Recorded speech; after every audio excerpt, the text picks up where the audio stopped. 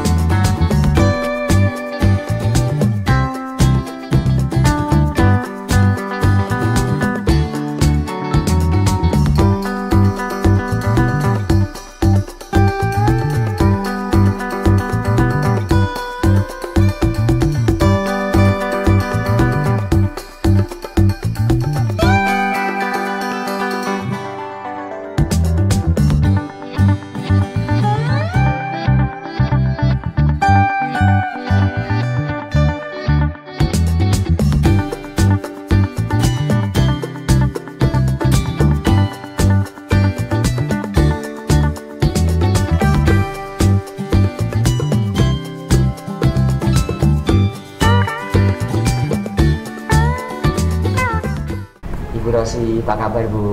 Alhamdulillah baik Mas. Baik ya Bu. Dan ada juga pendamping perut dari perut Kota Surakarta, Bapak Teguh. Apa kabar Pak Teguh? Alhamdulillah sehat. Alhamdulillah sehat, baik. Ibu Rosi, Ya. saya pengen tahu dulu nih, Ibu produknya apa saja? Itu minuman herbal Mas. Minuman herbal, Ya. apa saja Bu bisa sebut? Ini ada sari kunyit. Terus ini 3-in-1, ini campuran perpaduan antara jahe, kunir sama temulawak. Terus yang ini sari temulawak. Ini jahe pakai secang ya, nanti kalau diseduh ini nanti warnanya merah muda. Terus ini jahe ori biasa. Udah itu Mas. Ada berapa Terus- varian produk Ibu di Warung Rosi? Kalau yang serbuk ada 5. Serbuk ada 5. Ya. Terus kalau yang cair ada 4 macam. Yang jarak ada 4 macam, salah Ya, satunya ini iya, ya. benar. Ini namanya Seruni, ya. Serai jahe, serai Serai jeruk dan nipis. jeruk nipis. Nggih. Pakai gula batu. Pakainya gula batu Ya. dan ini langsung diminum ya. Langsung Bu, ya? minum Mas. Nggih. Baik. Ada juga ini Hmm, beras kencur. beras kencur. Ya. Kalau ini bisa bertahan berapa lama Bu ya? Ini saya by order saja. Oh, by order. Ya. Soalnya ini nggak pakai pengawet Mas. Tanpa bahan Ya, pengawet ya, harus dan masuk. semuanya alam. Iya, pendingin. Baik. Ini gula asem. Terus Atas pemasarannya bagaimana Bu? kalau yang cair ini memang selama ini by order saja. By order Iya. saja melalui apa? Bisa luar kota juga sih pakai paksel itu bisa. Oh, Tapi kalau yang di anu itu ya cuma komunitas. Komunitas, ya. Komunitas sama ya teman-teman. dan ini produknya apa ini? Ini asemku ini kunir asem. Apa sih yang favorit dari produk ini Bu? Kalau yang favorit, paling favorit seruni Mas.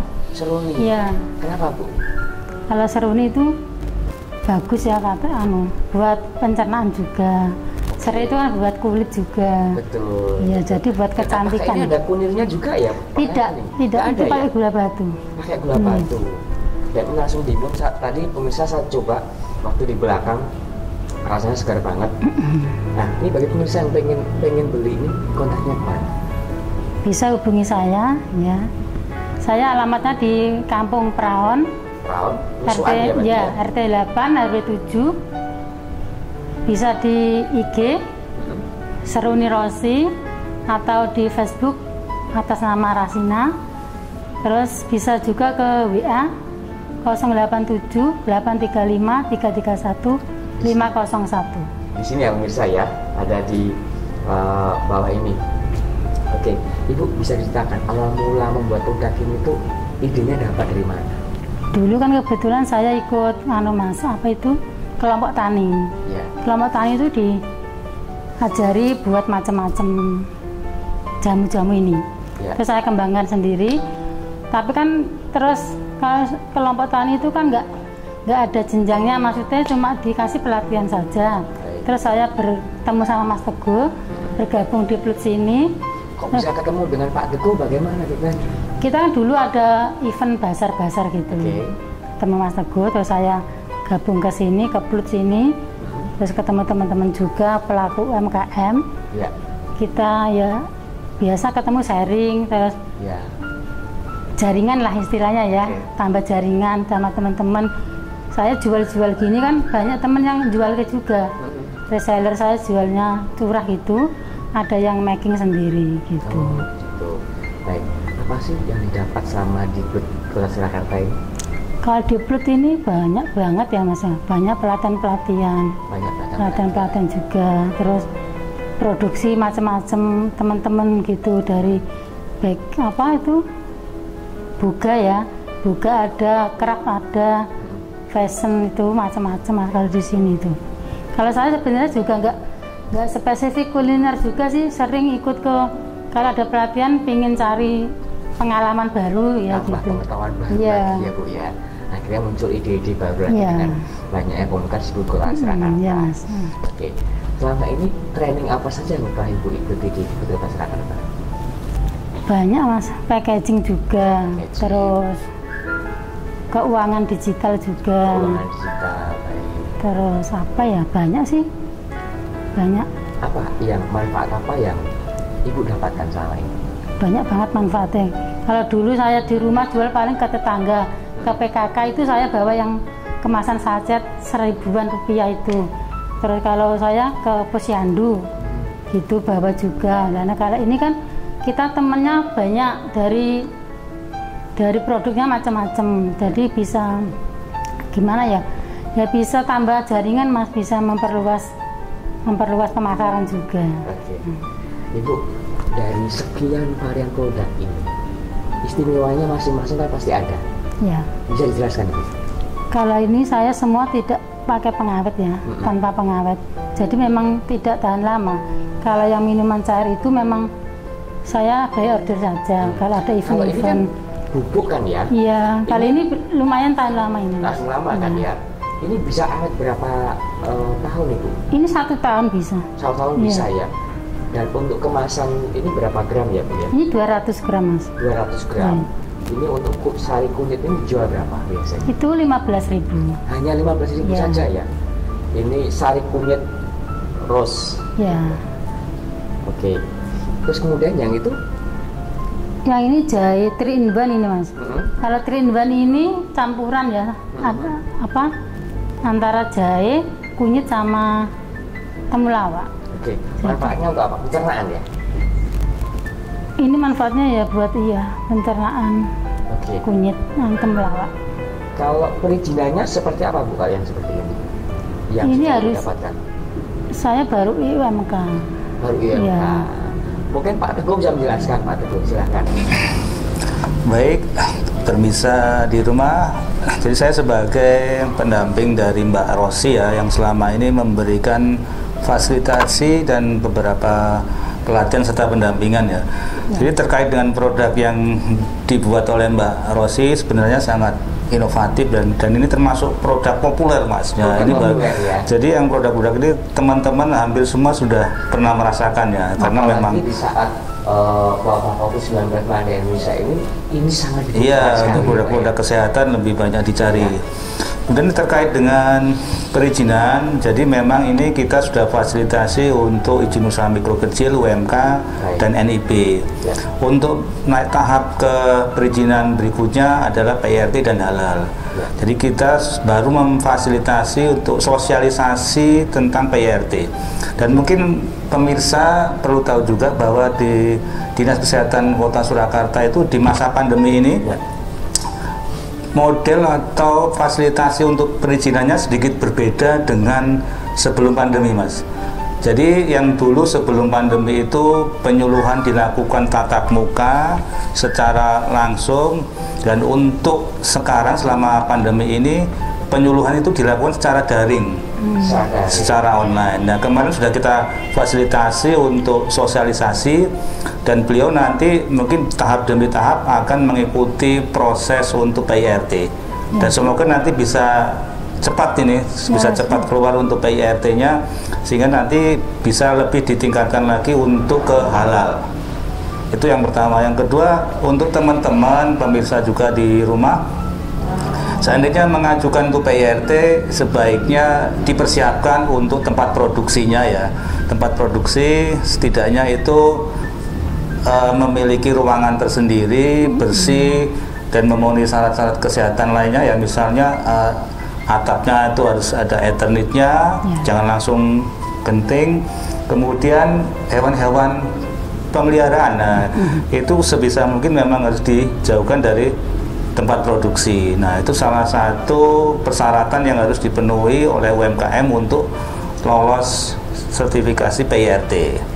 Nah moga-moga nanti Mbak Rasina ini bisa cepat juga keluar izinnya, sehingga nanti akses pasarnya menjadi lebih luas, bisa masuk ke pasar-pasar modern, begitu Mas. Oke. Kalau yang jenis minuman ini apakah cukup dengan PIRT atau BPOM Pak ya? Kalau untuk yang bubuk ini rempah dan daya tahannya itu lebih dari 1 minggu, itu cukup PIRT ya. Kecuali kalau dia di bawah 1 minggu ya masa kadaluarsanya, itu tidak perlu untuk PIRT ya. Dan untuk yang frozen dan makanan olahan susu itu arahnya ke BPOM ya, bukan PIRT ya. Untuk pengurusannya susah nggak sih Pak BPOM itu? BPOM itu untuk sekarang kan sudah membuka layanan atau cabang Lokapom di Sumber ya. Jadi kita juga sudah beberapa kali untuk mengadakan sosialisasi kerjasama dengan Lokapom. Dan itu nanti tahapnya harus pengajuan dulu ya, kita mengisi formulir, kemudian tentunya diidentifikasi Mas, diidentifikasi dulu produknya seperti apa.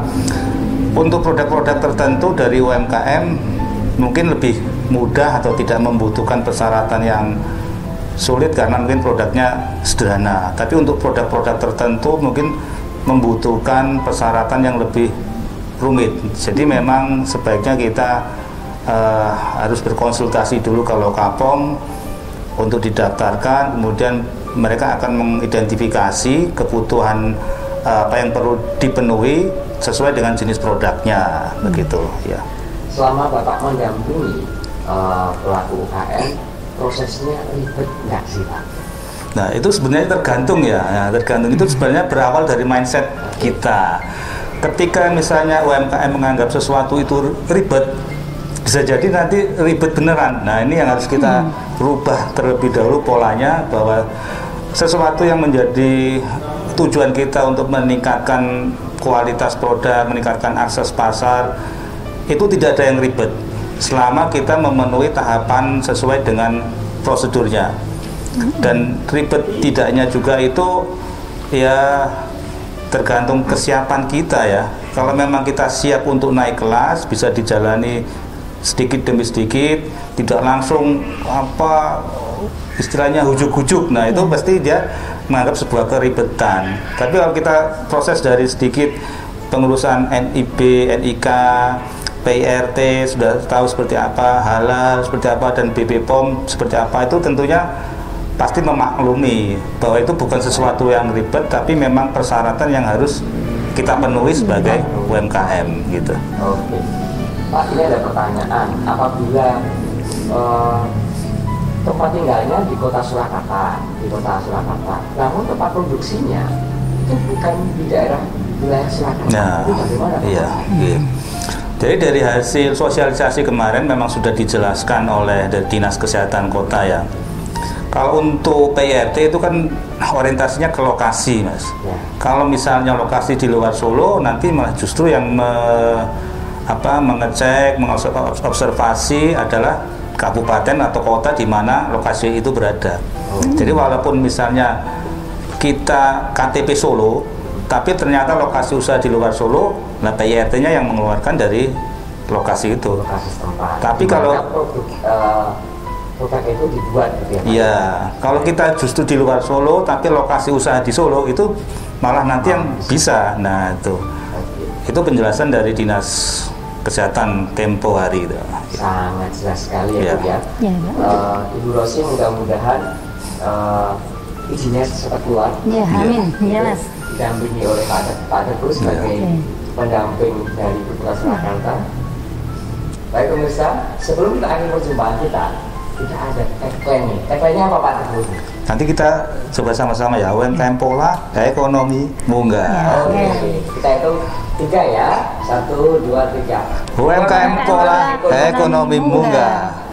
Baik pemirsa, tanpa terasa kita lagi perjumpaan dan ikuti kami terus dalam program acara Ngobrol Santai. Assalamualaikum warahmatullahi wabarakatuh.